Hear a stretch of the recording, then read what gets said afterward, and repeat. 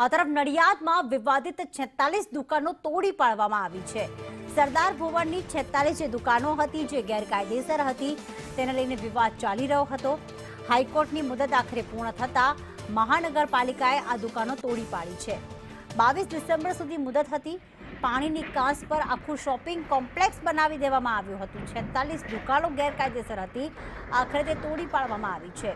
શેડમાં વૈકલ્પિક વ્યવસ્થા જર્જરિત બાંધકામ હોવાથી તેનું ડિમોલિશન કરવામાં આવ્યું છે। 100થી વધુ કર્મચારીઓ અને પોલીસ બંદોબસ્ત સાથે આ કામગીરી કરવામાં આવી રહી છે।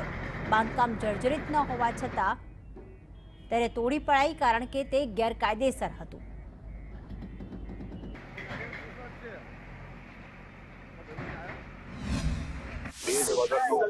આ બાંધકામ અહીંથી ઊભું હતું। નામદાર હાઈકોર્ટમાં પણ રીટ પિટિશન થઈ હતી અને એના સંદર્ભે નામદાર હાઈકોર્ટે દુકાનદારોને વૈકલ્પિક વ્યવસ્થા આપીને સત્વરે દૂર કરવા જણાવ્યું હતું।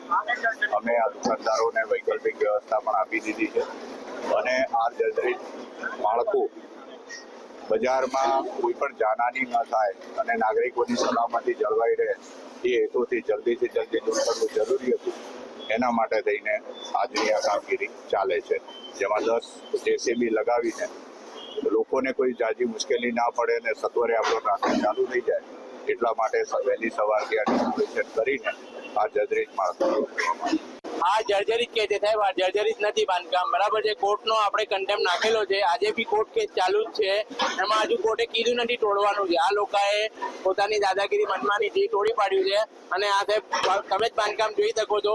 આ લોકોના જેસીબીના જે હોલ હોય છે એ જ એનાથી એ તૂટી જાય છે પણ દુકાનો નથી તૂટતી। એટલે અમને કોર્ટમાં ગયા છે, અમને ન્યાય મળશે એટલું અમે ન્યાયતંત્ર પર વિશ્વાસ છે। અને તમે કોક પહેલા ડેવલપ કરો થાય પછી તમે ડિસ્ટ્રોય કર્યો। અમે કોક જીવ કરતા જીવાય વધારે સારી હોય।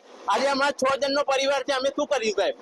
રાત્રે 8 વાગે અમને આવીને એવું કહ્યું કે તમને આ દુકાન શિફ્ટ કર્યો છે અને પછી તમે ત્યાં શિફ્ટ થઈ જાઓ। એને અમને ના તો ચાવી આપી હતી ના કશું, અને ત્યાં બધી જગ્યાએ લોક હતા। ત્યારે અમને એવું કહ્યું કે અમે 12 કલાકમાં કઈ રીતે શિફ્ટ થઈએ તો એવું કહું 3 દિવસની નોટિસ છે। ત્યારે કોર્ટનો હુકમ એવો હતો કે પહેલા અમને શિફ્ટ કરો પછી તોડવું, તો પછી 8 કલાકમાં કે 9 કલાકમાં કઈ રીતે માણસ શિફ્ટ થઈ શકે આટલો સામાન લઈને?